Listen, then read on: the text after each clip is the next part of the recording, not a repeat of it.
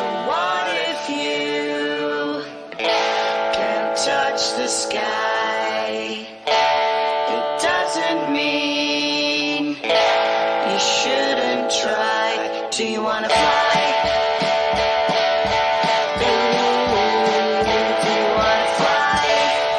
Ladies and gents, welcome back to this High Times episodic adventure. This week we talked to Alison Peebles, who played Alice in the show. You guys will remember her as Eddie's wife, the mother-in-law that we love to love, if that is such a thing, because nobody loves their mother-in-law. But we do actually love Alison Peebles because she was an absolute delight to speak to. So we have that coming up just now. Alison talks to us about playing Alice in the show and her time on the set. She even throws in a great wee story about John Morrison running about the set with Wang out, so make sure to listen out for that. But if you guys have been enjoying this show and really want to keep the momentum going and listen to every episode as it comes out, please make sure to hit the subscribe button, even give the podcast a share so that other people get to bask in the glory of what was a great TV show that was on too late for everybody to see, and that is High Times. So I'm not going to waste any more of your time babbling on. Ladies and gentlemen, Alison Peebles. Joining us on the Jibber Jabber podcast for another High Time special is everybody's mother-in-law. It is Alison Peebles. How are you, Alison? Oh yeah, you mean everybody's favourite? Well, I don't think there is such a thing as a favourite mother-in-law, right? And I think you portrayed her very, very well in High Times. However, when it gets to the second series and Eddie Eddie has his dad troubles. I think that's when you see the real beauty of that character, Alice, because that's when she kind of becomes, you'd expect her like, he's not coming to stay here, but instead she's like, you have to, it's your dad. I think that's when we really see the heart of Alice. Yeah. I mean, it's a shame it took a full season to get there, right? She was menopausal. Come on. Yeah, we'll speak about all of that. It was a great part. I mean, how did it come to you? Was this just something that your agent put you forward for, or did you get asked to do it? I remember when you said this. I can't even remember what happened. I don't remember whether. Which is, I apologise to anybody who actually, if they sort of said, "Oh, would you do this?" Or I absolutely can't remember if my agent set me up for it, if it was somebody recommended me, if I was just Davey or James or somebody asked me. I can't remember. So that's me my age showing. We've found that a few times, but it's because it has been a while and there are some memory issues with it. We've had that with a few of the previous ones. Like, how did it happen? I can't remember. that usually I remember things like that. That's something they usually remember. I certainly don't think I couldn't have auditioned for it because I would have remembered that. Yeah. Well, that's always good if you don't have to audition. Yeah, the part probably just found you, right? yeah. They looked through some mug shots at the police station. No, picked me out. I mean, the guys that are on that show, you'd pretty much worked with before, like John Morrison, Stephen McCall. So I suppose word of mouth, maybe something along those kind of lines. I think Stephen had a lot to do with it. I mean, because he was a mate of John's anyway, John Rooney's anyway. Yeah. So I think he had a lot to do with, casting and getting it on and everything, which fair play to him. Brilliant. Yeah. When you read the script for Alice, were you just like, this is right up my street, or did you have to kind of come at your comfort zone to be like, how will I play this? Oh, God, no, I'm a menopausal woman. Actually, I was going through menopause anyway, so it's completely accurate. But that doesn't matter. The fact is, I was like, oh no, they sent me as that. All right, okay. No, I thought it was brilliant. I loved the fact that I think like what John's writing is so perfect, is wonderful, because he manages to get so much different layers and depth into things. I mean, like she was like, this classic scene when Eddie comes back from the jail, and she's just like raging at him, and she doesn't let up for quite a while. It's a full season, full season, yeah. But she had her issues, and also he deserved it. But also, you can see that there's a deep love between them as well. I mean, there's a real, which is lovely, because, and he kind of understands. He's like, oh God, but he kind of gets where she's coming from as well. You know, Yeah. which is really lovely. There's only a couple of times where it seems to get too much for Eddie, where he just has to leave. Yeah. But most of the time he's like, Yeah. that was maybe I deserve that. But I think exactly. He's not been a shining example, so he knows he's got to take the brunt. He never became the man that she left her family for, right? Never quite stood up to the pedestal that she had him on to abandon her family. So I suppose there is, you can kind of, when you strip back Alice's character, you do kind of understand why she's bitter in the first series. Yeah. She's life's repeating itself. She's now looking after a grandchild that she kind of would have preferred happened later on in Claire's life. Yeah. And then you've got that Claire had a partner, and also that there's also a part, I think there's a lot of fear as well, because he's back, but she's like, he's promised her so many times that he wouldn't be, doing anything dodgy and getting caught and all that. And that's happened repeatedly. And so there's part of it that she's just like, there's this kind of, how long is this going to last? And a fear of making promises, and a fear of like, sort of making anything too solid. I mean, it is solid, the relationship's solid, but that she can't show too much of a glint of like kindness in a way, so she trusts him. I think she also sees the same in Jimmy as well, right? It's almost like she's looking at a younger Eddie, and that's why she's got a lot of disdain for him. That's at least what I got from watching it. Yeah, but that's her fear. I mean, like, obviously Jimmy's not really like that, but that's what she thinks. She thinks he's playing the guitar. I mean, for God's sake, College at your age, you should have a job. Yeah, exactly. It's like, what are you doing? What are you playing around with, but so there's a lot of that as well. And also, yes, the fact that her daughter's got pregnant and she doesn't originally know who the partner is. Alice doesn't, but all that is kind of, again, and they're in this high rise, and just fear of like and disappointment, I suppose, as well. Not quite the picket fence. Yeah. I think it's actually Alice is the first one to kind of put two and two together with Rab and Claire. In the first episode. Very first episode. In the very first episode. I don't know how that's a kind of she's got this kind of sense. Yeah. She's a mother. Mother always knows best, right? Yeah, that's right. Yeah. She susses folk out, really. They're either up or down. Measures with Alice. No, a mother never says somebody's all right. They're either lovely or you should stay away from him. That's right. I'm still working on my mother-in-law. We'll let her hear this then. I don't think she knows how to work a computer, right? I'm only kidding. An iPad. She's getting there with an iPad. We're available there. There's a term, and I found this term coming at my head when I was watching Alice, and it was there's a term that's colder than a mother-in-law's embrace. Like and I thought, like, she is just the embodiment of that, Yeah. Which was great. for that anyway, of course. So you had kind of worked with John Morrison before, he was saying. So was it kind of good to kind of rekindle with John Morrison, and what was he like? It was lovely. It was great. I'd worked with him in a series called Psychos, which was Channel 4, and it was based in Croydon. We filmed it in Croydon.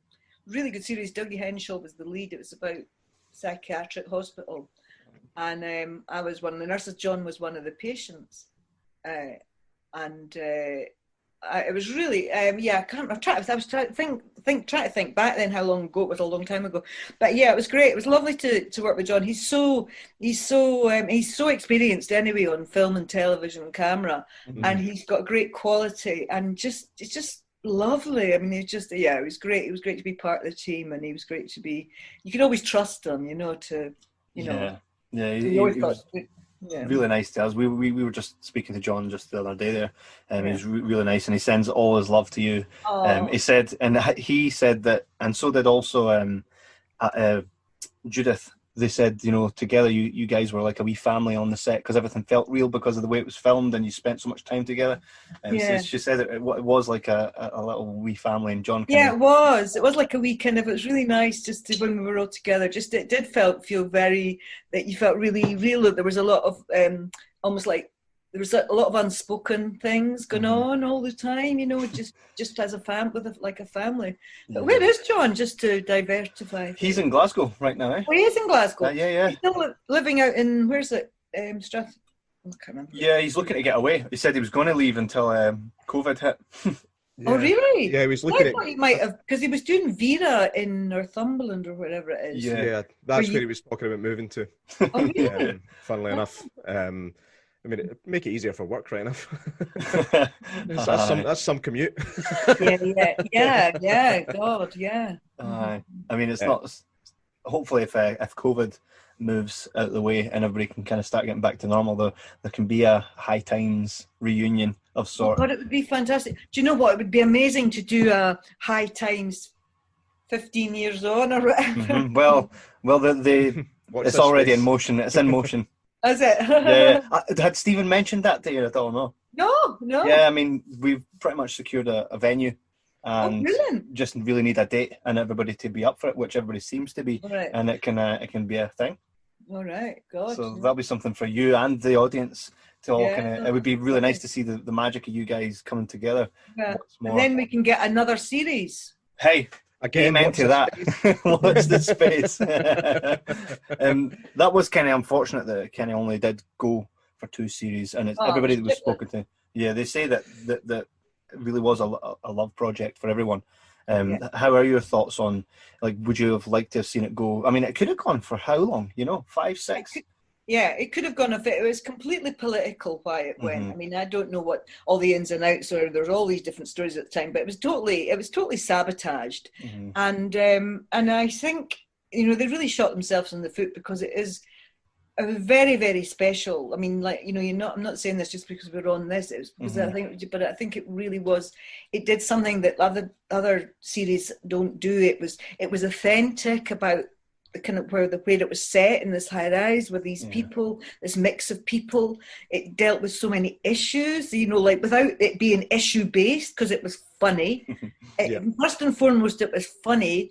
And it was also there was a lot of depth to it, because there was tackling, Alzheimer's, drugs, obesity, menopause, all sorts of the criminal things, everything. There were so many things in that were led by the characters and the situation. And John's writing was brilliant. There was never a note that was off.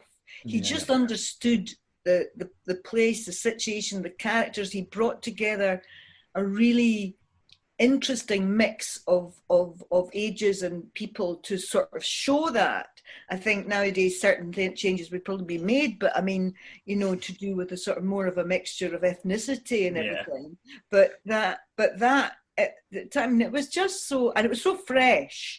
And honestly, I mean, I just think that, I would be, I'll tell you a wee funny story. Just last week, I live in a building with different flats, and we've had builders in the bottom ground floor, 2 ground floor flats for the last months, and our water was turned off, and it all went pear-shaped, and we're all last Friday we were all raging. We need our water back. We're coming up to the weekend and all this.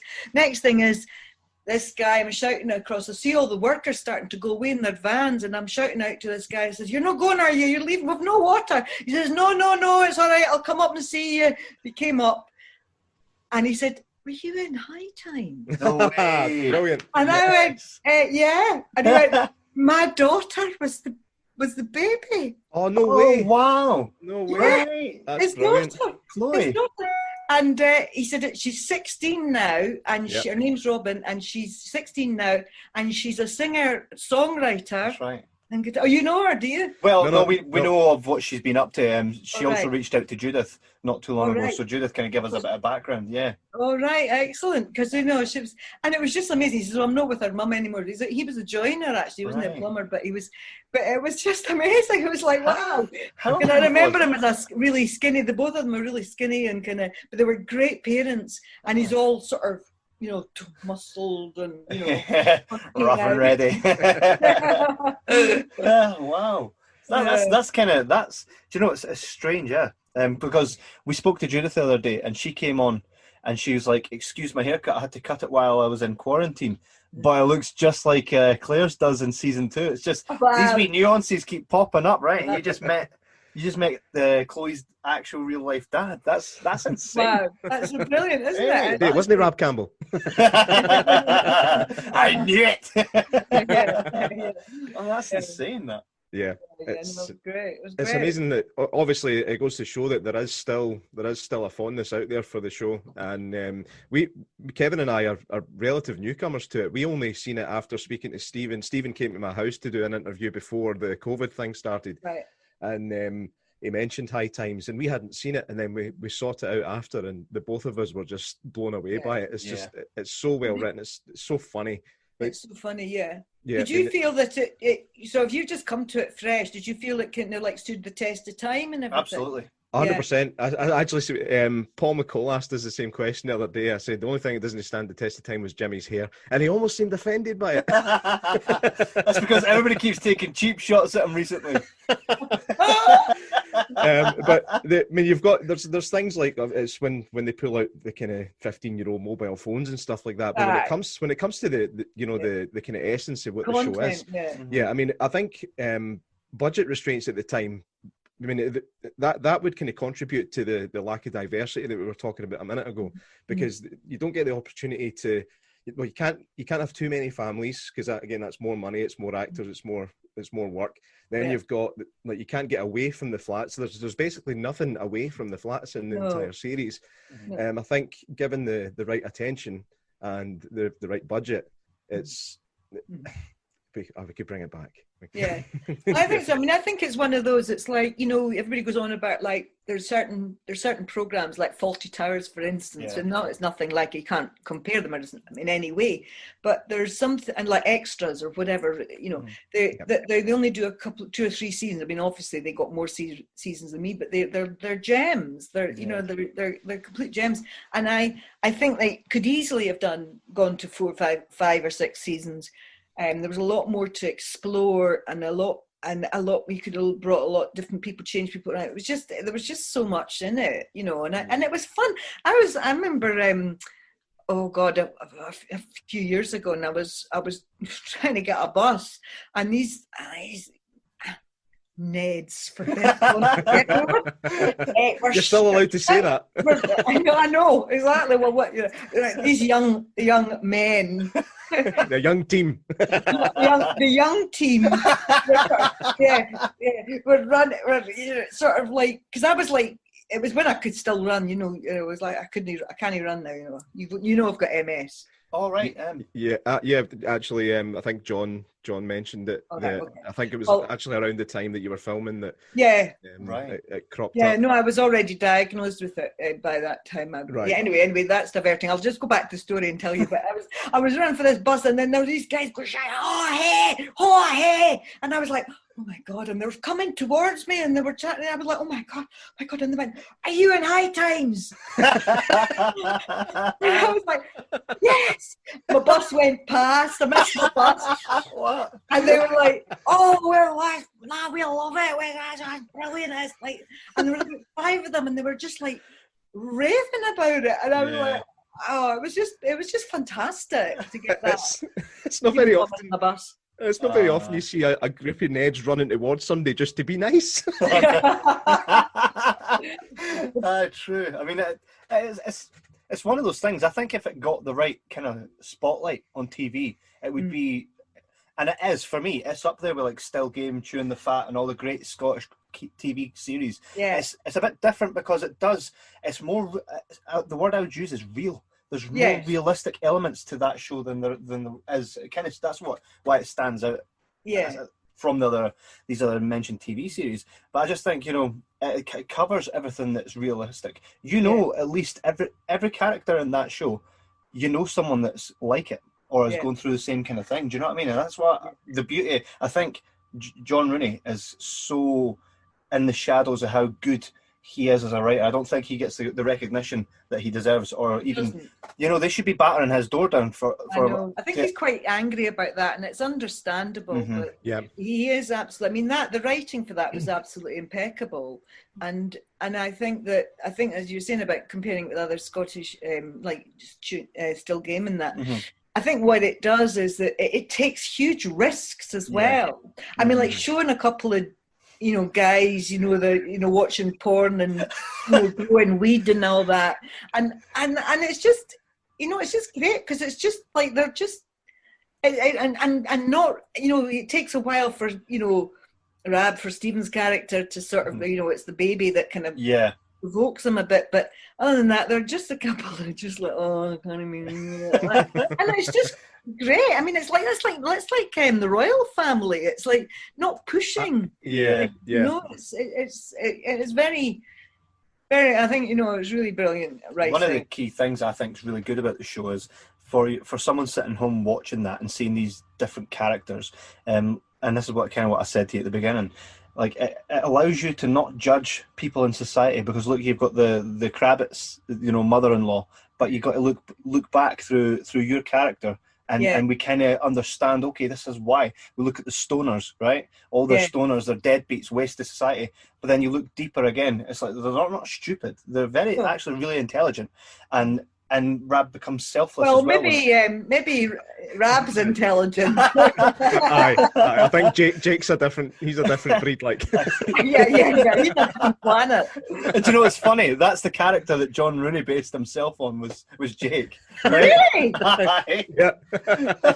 Oh, he was Rab? That's amazing. So did I, but no, he was on the other night and he told us that Jake pretty much was him. That was his life while he was writing High Times. Wow. Crazy, right? Do you know, that's amazing. I think that wee sequence when Rab's he's training Jake how to go for the job interview but not get the job is one of the funniest things I've ever seen. And then he's going for the interview and he's like, what's that you're wearing? He's like, it's my shirt. He says, where's your interview shirt? The one with all the hash burns and soup stains on it. And he said, it's needing ironed. That's what a great line.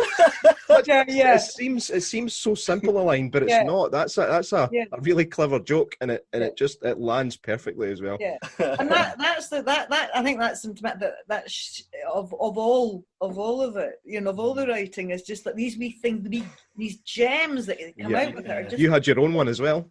It was Happy Birthday, Alki.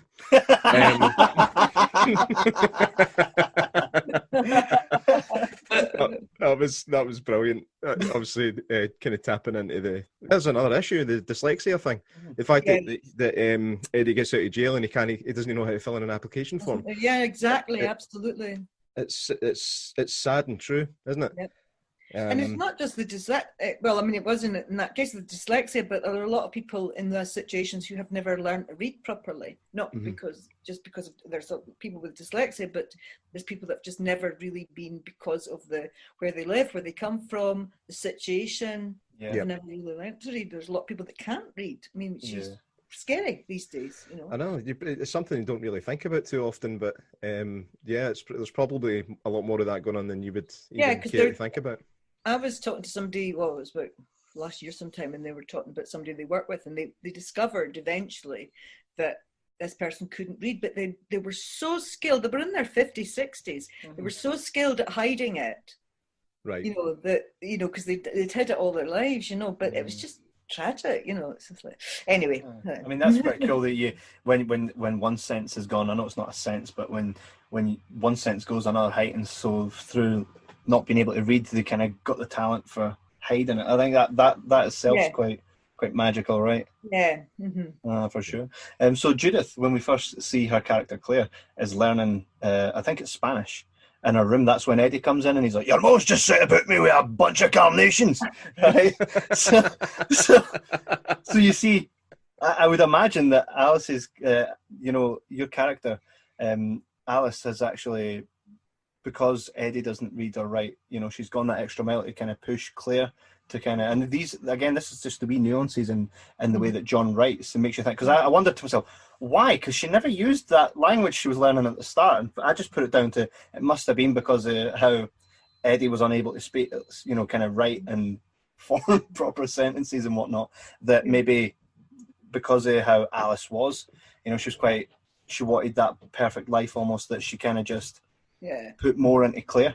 And that's maybe why. Well, I didn't have the advantages herself, but, you know, probably was looking at where her life had gone, and she wanted Claire to not waste her life. Yeah. And, you know, that's one of the reasons why she's like, you know, with the baby, the grandchild, who she loves, but you know, she's like, oh God, you know, what have you done? You know, and I think it is interesting. It's those little subtle things about trying to better herself, and, you know, pushing her to do something and get a proper education. I think is really important to Alice, and I think that's the other one of the disappointments, I suppose. Yeah, and then it's good to kind of see, like, from married men, it's kind of good to see what goes through the mind of a mother-in-law, and you can kind of see that, and that again, that explains the whole disdain towards Jimmy. She doesn't want a repeat of history, and then when she sees Claire moving in at the click of her fingers to Jimmy, she's already got a child that she doesn't know who the dad's at. It's just, you can see the haze kind of take over, and that's why Jimmy kind of is like, oh fuck him.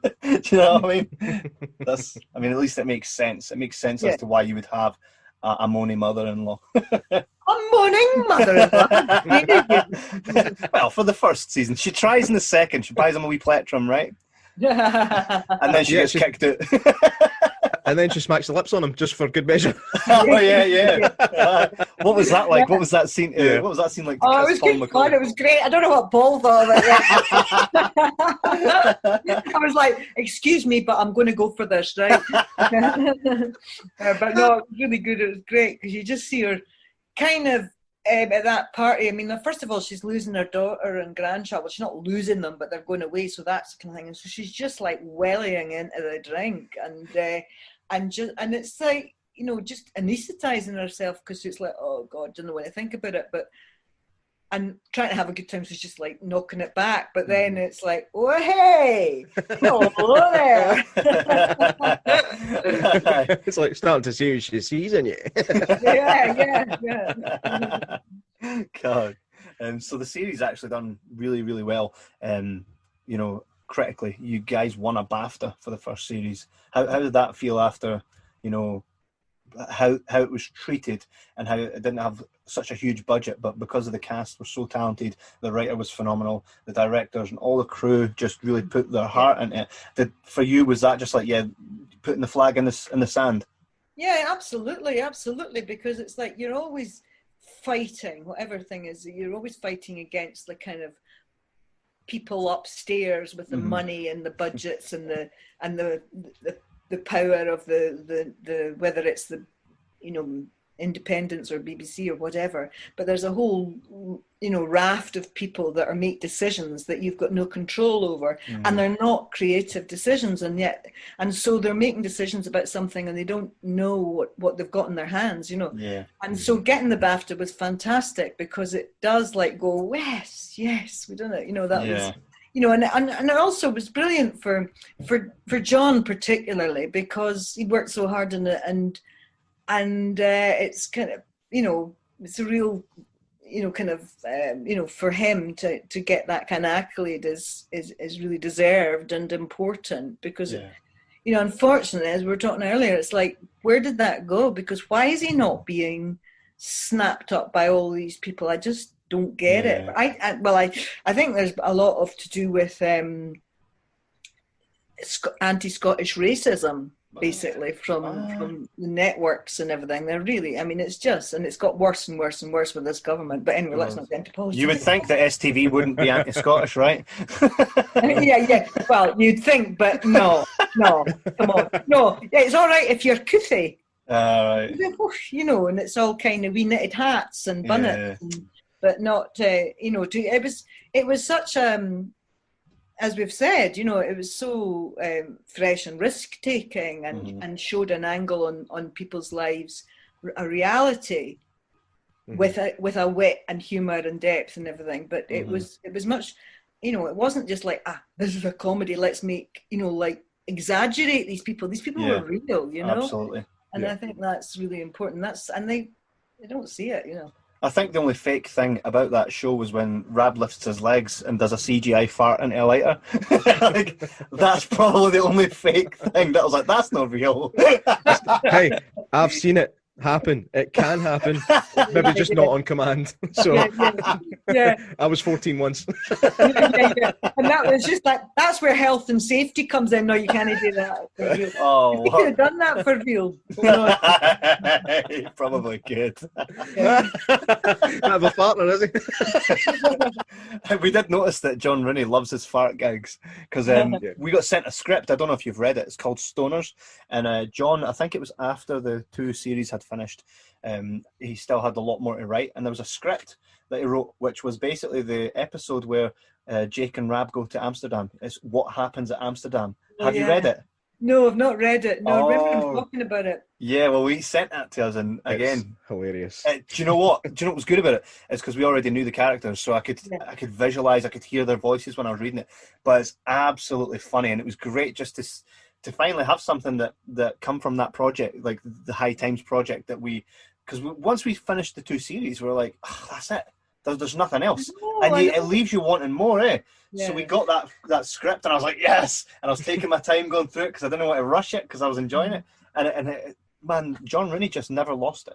You know what I mean? Even now, I think if he was to write a 3rd series, I think it would go down a treat. I think maybe. I think it would. And there's a lot more to like obviously if you were to write a 3rd series, just like taking those characters now. You know, there'd be a lot of stuff, like huge changes politically and all sorts of things, and exactly, very interesting. And of course, those flats are all demolished. Yeah, that's true. Yeah, flats that we filmed them because when we filmed them, they were they'd been they were condemned, although it wasn't till some years later it was the Commonwealth, and we didn't know what it was for at that time, and there were still, some people living in the other blocks, but they were most of them had been cleared out. Really sort of sad, it's just terrible, just the way, it seems it's almost like they treat the people that live there as disposable, and they don't matter. I mean, people build lives, although they don't own their homes. Yeah. These people build lives in these homes. They make them their homes. They decorate them. That's where they've got all their memories. I mean, you could get a kid that's grown up their entire time in a house who gets shifted out of it for no reason that. Well, not no reason, but out with their control, and it just seems completely unfair. You see that. So that again, that could be. It's another aspect that John could maybe. Look into. That would be a great one. Absolutely. You listening, John? You listening? Yeah. John's listening. There's so obviously it was like 15 years ago that you first started on the set of High Times. But if say tomorrow season 3 was to premiere, where would you see all the characters, including your character? Where would you see them all now? Because there's been a bit of time passed. Gosh. Well, I think Rab would have sorted himself out. You think? I think he would have a job. I think he'd be doing. I don't know what he'd be doing, but I think he'd be doing some kind of. He'd be working in some kind of deal because Rab was really clever and he read and he understood, Sartre and all that. Alice, I think, she'd be loud. She wouldn't have aged since series 2, is what you're saying. No. Right? She'd be modelling. She'd have her own series. Yeah, she'd be. I think Karen Eddy would be. I think maybe she would have got her. No, she wouldn't have got. I'm trying to think. Oh God, she might have got herself a wee job. A wee business. I think she's got a wee business. That she's got a wee home business or something. You know what I would like to think? Selling face masks. That's what it is these days. In my mind, right? This is just where I kind of saw it, right? So it goes to series 3, and so what Alice has been able to do is take the real story of her life, right? She left her family to be with a guy that didn't quite match up, kind of put her through the runner, and she writes about it like one of those bloggers, and becomes a best-selling author, right? So that by the time she's still with Eddie, right? But she's used all of that time with Eddie to kind of relate to other people in her situation, younger and she almost becomes someone that you would see on Loose Women, right? Because that's exactly where you would see her, right? But she also has this. She also has this twinge where she's like, I don't give a fuck what PC is, right? So if I'm saying it, I'm saying it, and that's where I'd see her troubles come in series 3, where she starts off this best-selling author, and then she says one thing, sends out the wrong tweet, because Alice can tweet, right? She sends out the wrong tweet, and that's where she kind of is stumbling down, and now Eddie's her rock. I'd like to see that. That for me is where I'd see it. But that's great, yeah, because she could be like sort of the kind of, like, she's her novel that she's podcasting and vlogging and blogging and all that. And she's kind of a kind of guru of like this is what you should do, agony aunt, agony aunt type, right? Thing, yeah. And I just think it's a positive way to take. She gave herself from when she met Eddie right up till Jimmy and Claire leave. She gave her full life to these people, to her family, and I just think there comes a point maybe between season 2 and where a possible series 3 is, where she goes, you know what, it's time to be Alice, time to give, because that's what she wanted. That's what you could see. She was just like, what have I got to show for it, And I think at some point she must have in her head gone, it's never too late. It really is never too late. And she just sat down. Like she just started small. It's like she just started doing something that's small without this sort of, and then it becomes this bigger thing. And it's like, I think that's a great idea. Well done. Yeah, you get on to John with that then. I don't know how he does it. I have no idea how he does it. I just think. way too much thinking time in your hands. Well, you can never stop thinking. Your head's always there, man. But that would be pretty cool. I mean, there would have to be a way to bring them all back together. And I think even the flats being gone, I think there has to be an instant, maybe someone dies. But then again, not everybody in the show were that close to the point, if one person died, the whole block would come back. But I think there are ways to kind of incorporate them all back. Or, a lot of them haven't moved on, Yeah. Because that happens.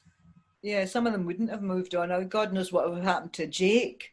Well, I'd like to think if he wasn't with Rab, right, and this is always the impression I've got, and I've said it to John, that Jake probably would have done better in society and life if he wasn't led astray by Rab. And I think his mother probably told him that. And I think if there's a little bit of tension between them, and say a year goes past where they don't spend that much time together, and then he does kind of in that year make himself a bit more respectable and kind of break away from the Rab and Jake kind of thing. But what will have to happen at that point? Rab goes to find Jake, and before you know it, they're in somebody's boat getting high. Do you know what I mean? Well, yeah, or Jake could have joined the police or something. Exactly. He probably could get in now, to be honest. I know exactly. Yeah, but he's a cop that rides a bicycle, though. He doesn't get any weapons. He's got a whistle. Constantly being teased by his co-workers. Shows your baton, Jake. He's like, shut up. I mean, Jake's catchphrase is pretty much, I don't get it. That's He never gets any jokes. He's just, he looks completely gormless. But it's part of his charm. And I've heard a lot of good things about Alan McCaffrey's acting. Who was it? Was it? I'm sure it was John Rooney that described him as like a Scottish Peter Sellers. Oh yeah, it was amazing. Yeah. Good. Do you know where he is now? No, we're still trying. We're still trying. Of all of you guys, he's the only one that's yet to give us the go-ahead that he's up for it. But I think Stephen's still kind of working on him. Yeah, try to get that going. So whatever he's doing, we hope he's doing well. All right. But looking back on the show, if John was to call you tomorrow and say, "Look, I've got a script for series 3. The plans are in place. Are you up for it?" What would you say? Try and stop me. That's the best thing. That's the best thing. I mean, because when you think about it, when you think about that space of time, I suppose Eddie and Alice are probably the ones you would just imagine just kind of went on with life just the same as, right? Because they're the mother and father that become the granny and granddad. And you always go to your granny's house because your granny's house is always there and your granny's always there, right? But it would be cool to see, and I think that's one of the, it would be really cool to see Alice do something different. And I just thought that would be really interesting. So you never know, and I quite believe in the power of positivity. And if you will something into place, maybe it'll just happen, right? Brilliant. Yeah, absolutely. No, it was such an amazing experience, and because of this, I started to watch. I watched again on the sort of iPlayer type thing, and And I hadn't watched it for years, obviously, and I was like, oh, God, this is really good. It's still right, yeah. It's like, I knew it was good at the time, but I didn't. But just having all those that time apart, and then looking at it again and going, oh God, and I just so enjoyed it. It's just like really just everybody and all the different stories and everything. Just brilliant. Yeah, absolutely. Yeah. It's been a big part of our lives for the past couple of months. And, we've binged it multiple times now. I think wives are getting kind of fed up of it now. I think it's one of these. It's another program where the more you watch it, you see things that you missed the first time or the second time. It's very layered, and like there was one moment that I only spotted it the last time I watched it, and it was when what's his name, when Paddy had put his shoes in the bread bin. Oh, yes. And Eddie said, well, "What are they, loafers?" And then you, Alice is like, she gets her angry face on. She's like, "That's no funny." Then walks up laughing. It's just. I totally because she's sort of ready to laugh. She's kind of like going, and then she goes, There's the face. That's the face.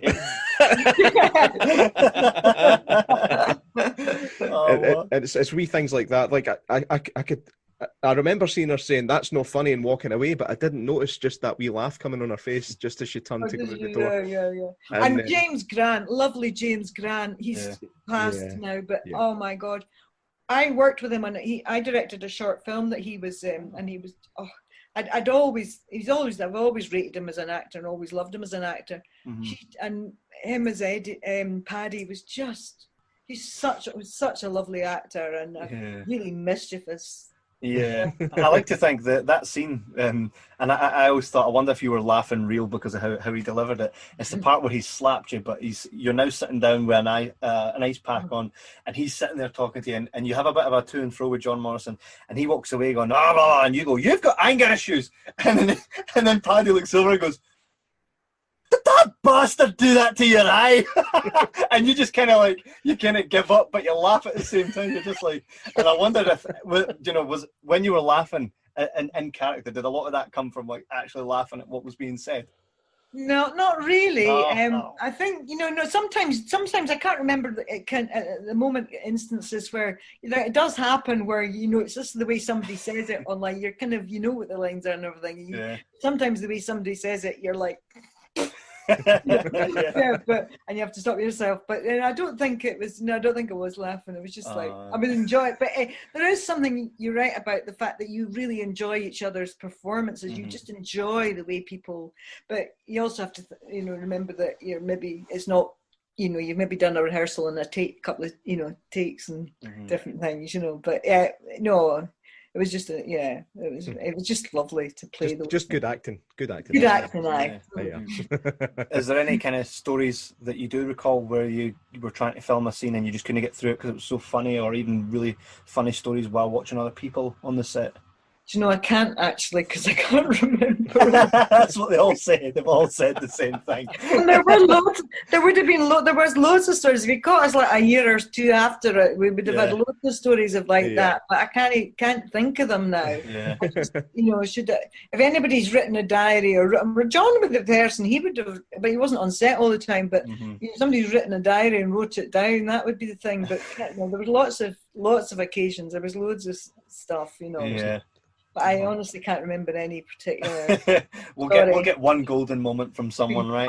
Except for when Eddie gets his willy out. Did he tell you about that? No, he didn't actually. Fill us in. No pun intended. He mentioned that. Well, it's always that. Right, I'm sure he'll not mind me saying this, but it's always a thing. If there's nudity in a scene, it's always like everybody's very respectful and close set and all that kind of thing. And he was just like, fuck it, and took his finger, and he just like shook it about him. Everybody Yes. No way. That's funny. Like, basically, get it over with. Come on. That takes a confidence to do that. Those poor wee Christians. No. Oh, hilarious. Oh man, that's brilliant. So looking back on that, would you say that High Times is up there with some of the projects you work on? Where would you rate it? Oh, definitely. It's one of the one top five kind of Wow, thing. that's Definitely pretty because much. and especially looking having looked at it, viewed it again, and seeing how good it is and how important I think it is, and what it's saying, and there's so many, it hits so many important issues in people's lives of different kinds. Yeah. But also it's got great humor, like you're talking about those different little moments and lines, which you just and they're not heavily planted or like here's a gag. Yeah. It's just the way it's just written, and like the way people see things and say things. I mean, where John has seen things and says things and puts it into the characters' mouths is fantastic. Yeah, I would totally agree. Really special. I mean, it is on the STV player now, like you mentioned, but you still have to search for it. I think they need to make more of an effort with it. It needs more. It needs more of a push by STV to try and kind of rekindle the love for that show and for it to find its new audience. We're new to it, and it's the best TV we've seen in God knows how long. Absolutely. Well, hopefully this might do something. I think that is really important, because see, if somebody, if it's always the way of things, like John will have faced this lots of times where he's like writing something and they go, oh no, we've had a drama about high rises, no, we don't want another one. It's always like these things. Oh no, we've had a drama about I don't know, cyclists with wooden legs or something. We've had that. No, we can't have another one. So they do that. And it's like, and then they go, oh no, we're looking for. They always have, no, we're looking for series at the moment. No, we're looking for one-offs. No, we're looking for this. We're looking for that. And then you just break through with something. You sort of go something that they want formats, and they want. I'm just contradicting myself, but I mean they want formats as well. But they want formulas.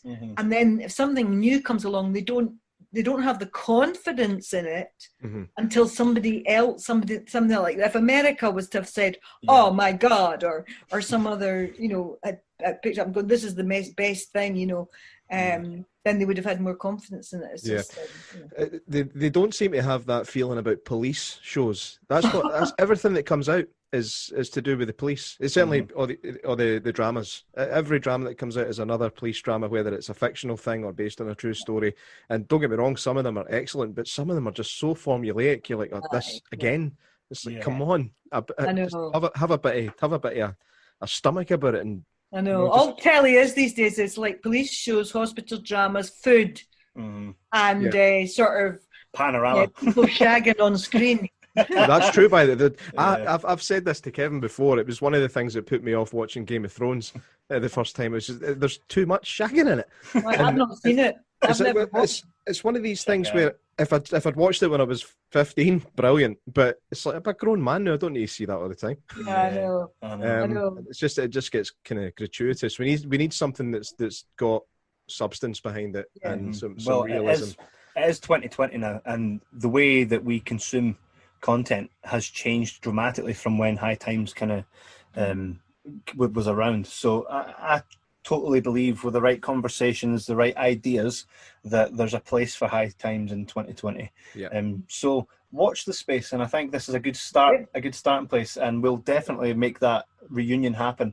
It will be in Scotland. There's we can give you more details after the show about that, but it's definitely something that will be good for the cast, for John Rooney, the crew, and there'll be an audience there. And there's a 4K cinema screen as well to air some of the episodes. So brilliant. It'll be something that'll be brilliant. That's another thing I just want to say quickly is that, because we talked about John and the cast, and the cast, the team was fantastic, and it's the crew as well. The crew, production team, and the crew and everything. Everybody was just really, because it was low budget, and we were having to push, and the directors and everything, and everybody was fantastic, and that was really special as well. Well, we've got Carolyn Kidd. She'll be coming up soon as well. And Davey Mackay. Excellent. And so, we're going to get some stories from them as well, and they will definitely be part of what we're trying to do. So, absolutely.